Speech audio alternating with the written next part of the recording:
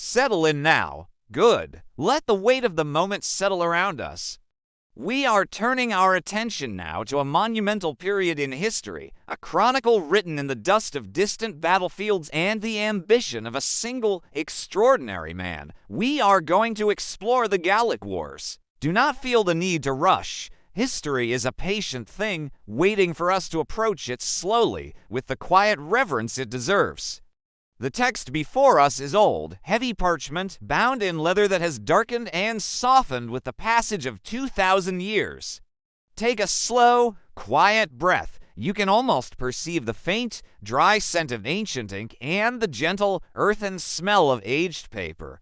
This is the atmosphere of true, deep learning. Our journey begins not with the sound of trumpets, but with the soft hush of a quill moving across the page, a whisper of Julius Caesar's own words, recorded in his commentary De Bea Gallico, the Commentaries on the Gallic War. The date is 58 BC. Picture Rome in your mind, a city already immense, a republic straining under the weight of its own power, but looking outward, always outward. Caesar is a man of profound debt and even more profound ambition.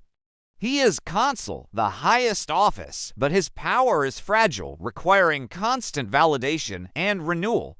He needs a vast stage, a massive source of wealth, and an army utterly loyal to his will.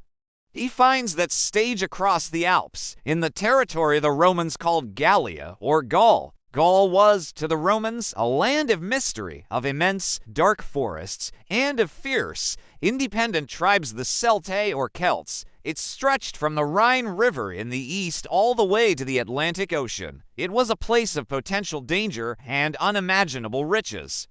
Caesar had been assigned the governorship of 3 provinces, Cisalpine Gaul on this side of the Alps, Illyricum, and Transalpine Gaul across the Alps, a narrow coastal strip the Romans already controlled. This territory provided him with 4 loyal legions, the foundation of his coming power. Now, let's look at the primary catalyst, the event that gave Caesar the pretext, the legal argument for his massive intervention. This is crucial. It's the difference between simple invasion and what Rome considered a bellum justum, a just war. The catalyst was the movement of the Helvetii. The Helvetii were a large and powerful Celtic tribe living in what is now Switzerland. They decided, for various complex reasons, to abandon their ancestral lands and migrate westward, seeking new territory in the softer, more fertile lands of Western Gaul. This was not a small movement. Caesar estimates they numbered 368,000 people, a massive, slow-moving human tide. Their preferred route would take them directly through Roman territory in Transalpine Gaul, near the city of Geneva. Caesar immediately understood the implications. If the Helvetii passed through Roman territory, it would destabilize the entire region. It would show weakness and encourage other tribes to move against Roman interests. It could put pressure on the settled Roman allies in the region. So, at Geneva, Caesar takes his first decisive action. With just 1 legion immediately available, he orders the destruction of the bridge over the Rhine River. Then, he begins the construction of a massive, defensive wall, a formidable rampart 19 miles long running from Lake Geneva to the Jura Mountains. He does this with incredible speed, demonstrating the furious, focused energy that would define the entire war. Imagine the work, the low, muffled thud of the driving stakes, the rhythmic, quiet scrape of earth being thrown up to form the embankment. This wall, a fossa and valluma ditch, and a palisade was a physical statement of Roman intent. No passage. When the Helvetii arrived, their envoys asked for permission to pass. Caesar, with characteristic political cunning, delayed them. He allowed them to wait for 2 weeks while his legions finished the defensive line. Then he delivered his answer: "I cannot grant permission for you to pass through the province." The Helvetii, unable to breach the new fortifications and forced to take a longer, more dangerous route through the territory of other tribes, caused a local conflict, which gave Caesar the final, indisputable reason to intervene. He had created the circumstances that allowed him to be seen as the protector, the savior of Gaul. In a sequence of swift, ruthless actions, Caesar pursued and utterly defeated the Helvetii.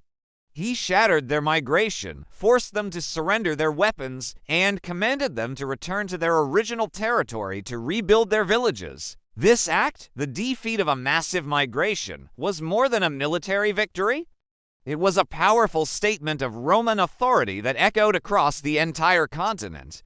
The very next phase shows Caesar's true ambition. Once the Helvetii were crushed, a delegation of worried Gallic chiefs approached him. They asked him to intervene against a new and much more dangerous enemy, Ariovistus, the leader of the Germanic tribe known as the Suebi. Ariovistus and his people had crossed the Rhine River years earlier at the invitation of some Gallic tribes to help settle a dispute.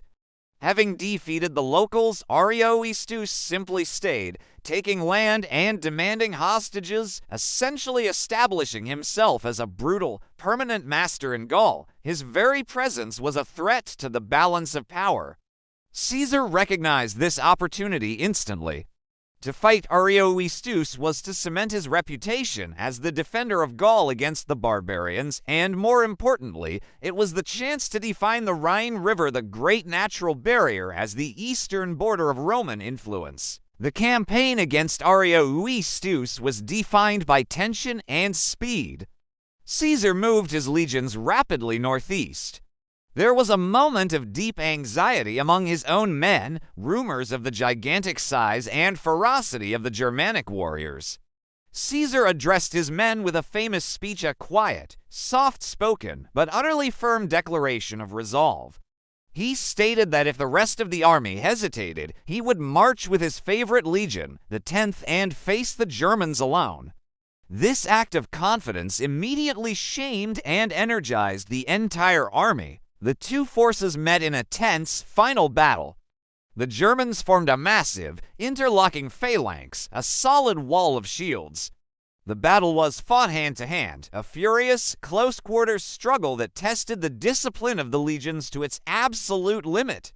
Imagine the sound of that terrible, quiet struggle, the deep, continuous scrape of bronze armor against hide, the low thud of bodies hitting the dirt, the rhythmic, soft hush of thousands of men straining in close combat. No shouts now, only effort. The Roman discipline prevailed.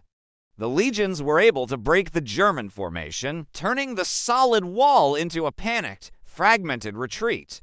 Ariovistus himself barely escaped back across the Rhine River. Caesar achieved immense things by the end of 58 BC. He had repelled the migration of the Helvetii. He had expelled the dominant German presence, Ariovistus, from Gaul. In just one campaigning season, he had established Roman military authority as the supreme power in the region. He had saved Gaul, but in doing so, he had effectively claimed it. With the campaigns completed for the year, Caesar quartered his legions in the territory of the Sequani, deep in eastern Gaul, ensuring their presence would serve as a constant reminder of Roman control.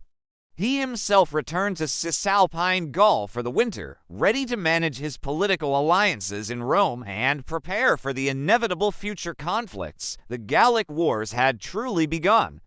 We move into the next year now, 57 BC. The sheer speed and scale of Caesar's victories have had an effect that Caesar himself documents. The remaining powerful tribes of Gaul have realized the true nature of the Roman presence. This is not protection, this is conquest. The tribes of the north, known collectively as the Belgi, were the fiercest and most warlike tribes in all of Gaul. They inhabited the territory roughly corresponding to modern-day Belgium and northern France. They recognized the Roman threat and began to form a massive, unified coalition against Caesar. This was a far more organized and immediate threat than the disorganized Helvetii or the singular presence of Ariovistus. The Belgi were determined to fight for their complete freedom before the Roman grip tightened any further. Caesar, always preferring to strike first, immediately raised to new legions and marched swiftly north into the Belgic territory. The campaign against the Belgae was a sequence of tense sieges and difficult maneuvering, culminating in one of the most desperate battles of the entire war. The Battle of the Sabis. The Belgae forces, particularly the Nervi, a famously courageous and fierce tribe, executed a brilliant, concealed attack. They hid in the dense forests across the Sambra River, the Sabis, and waited until the Roman legions were marching completely unprepared, building their camp. The attack was sudden and furious. Imagine the quiet, deep forest suddenly erupting with the sound of thousands of men, not shouting, but running, a low, powerful thrum of human force directed against the unprepared Romans. Caesar himself records the desperation. The legions were thrown into immediate chaos.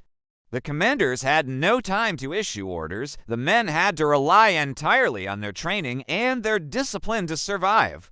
This was the moment where the training of the Roman legionary proved its absolute worth. The sheer ferocity of the Nervi attack meant that some Roman legions were completely cut off, their position on the edge of the camp compromised, and Caesar's favorite 10th Legion was heavily pressed on the left flank. Caesar, with incredible personal courage and presence of mind, rushed to the most desperate points. He was not just a general, he was a centurion in the thick of the fighting. He seized a shield and plunged into the melee, rallying his demoralized men and forcing the formation to reform. This personal intervention was the turning point. The legions, seeing their commander fighting beside them, regained their discipline and began the slow, systematic process of grinding the Belgae into submission. The Nervi fought with unbelievable bravery, refusing to retreat, standing on top of their own fallen comrades. But their courage was ultimately overwhelmed by the disciplined, overwhelming strength of the Roman machine. The Belgae coalition was shattered. The aftermath was typical of Caesar's ruthless efficiency. He destroyed the strongholds, took immense numbers of prisoners, and established Roman authority in the north. The entire Belgic territory was now nominally under Roman control. The following year, 56 BC, brought a new, different challenge, the Veneti. These were a powerful maritime tribe located in the region of Brittany, in western Gaul. They controlled the sea lanes, had a great navy, and possessed massive, sturdy ships built for the rough waters of the Atlantic. This was a problem Caesar had not faced before. His legions were masters of land warfare, but they had no proper navy to counter the Veneti. He was forced to order the construction of a fleet on the Loire River, relying on his Gallic allies to build the ships and his engineers to adapt Roman tactics for sea warfare. The Great Battle of Morbihan was an unprecedented naval engagement. The Veneti ships were tall, heavy, and built with thick oak, designed to withstand the harsh Atlantic storms. Roman ships, by contrast, were smaller, faster, and built for the calmer Mediterranean. The Romans could not simply ram or sink the Veneti vessels. Caesar's genius lay in his ability to innovate. He instructed his men to use long poles with sharpened, curved hooks, falses designed not for fighting men, but for cutting the ropes that held the Veneti ship's massive sails to the mast. Imagine the quiet focus of the Roman soldier, the ship rocking, the Atlantic wind loud around them, and the slow, precise movement of the falx being brought to bear against the thick hemp rope. Snip! When the ropes were cut, the heavy, massive sails and yardarms crashed down with a tremendous, dull thud, crippling the Veneti ships instantly.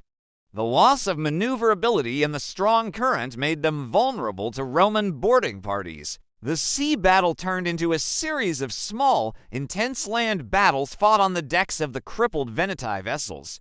When the wind suddenly dropped a crucial element of fortune, the remaining Veneti ships were immobilized and captured. The destruction of the Veneti was absolute. Caesar executed the entire senate of the tribe and sold the rest of the people into slavery. This was a clear, terrible message to any Gallic tribe that considered challenging Roman authority through unconventional means. By the end of 56 BC, Caesar had neutralized all major threats to Roman control: the central tribes, the northern Belgae, and the western maritime powers. He had expanded the Roman sphere of influence across the entire breadth of Gaul. He then turned his attention to demonstrating the vast reach of Roman power, initiating monumental, symbolic expeditions, a crossing of the Rhine River, and an invasion of Britain. These actions were not for conquest, but for prestige and fear. In 55 BC, Caesar crossed the Rhine River. It was a statement to the Germanic tribes that the Rhine was not an impenetrable border. To achieve this, his engineers accomplished an unbelievable feat. They built a massive, temporary bridge across the wide, swift-flowing river in only 10 days. Imagine the quiet, intense focus of the engineers, the slow, rhythmic driving of massive, double-piled beams into the riverbed, the precise joining of the transverse logs, all done with astonishing speed. After crossing, spending 18 days on the eastern bank, and proving his point, Caesar dismantled the entire structure, leaving the Germans with nothing but the memory of Roman efficiency. The second grand gesture was the invasion of Britain. In the late summer of 55 BC, Caesar launched a hurried, difficult invasion across the Channel, a place the Romans considered the very edge of the known world. The landing itself was chaotic, facing steep cliffs and fierce British resistance. The first expedition achieved little beyond the psychological victory of simply setting foot on the island. The second, more substantial invasion in 54 BC forced the Britons into submission, took hostages, and secured a temporary peace. These two spectacular, almost mythological expeditions crossing the Rhine and conquering Britain sent shock waves across the Mediterranean world. They cemented Caesar's image in Rome as a conquering hero of unparalleled achievement, a man whose ambition was as vast as the uncharted territories he claimed to have subdued. He was now, undeniably, the master of Gaul, but conquest always sows the seeds of revolt. The next year would bring the true test of his mastery. The year is now 53 BC. The seemingly endless parade of Roman victories and the constant imposition of Roman will had finally created a backlash that Caesar had underestimated. His legions were dispersed in winter quarters, and he felt the region was secure. This sense of security was shattered by the man who would become the single greatest hero and unifier of the Gallic people, Vercingetorix. The siege of Avaricum was a testament to Roman engineering. The legions built an immense siege rampart and tower over marshy ground, constantly battered by the defenders. The slow, arduous labor of the Roman soldier against the massive walls, under constant attack, the quiet, focused effort that always defined Roman success ultimately broke the Gallic defenses. When Avaricum fell, the legions, enraged by the siege and the memory of their lost comrades, massacred nearly the entire population, an estimated 40,000 people. Vercingetorix, though defeated, used the tragedy to reaffirm his scorched earth policy, convincing the remaining Gauls that their only hope lay in continued resistance. The war reached its inevitable, dramatic climax in 50 BC at the fortress town of Alesia. After a series of maneuvers, Vercingetorix led his unified Gallic army, estimated at 80,000 warriors, into the hilltop fortress of Alesia. Caesar immediately saw his opportunity. Instead of a direct assault, he began one of the most astonishing siege operations in military history. Caesar did not just build a wall to keep the Gauls in.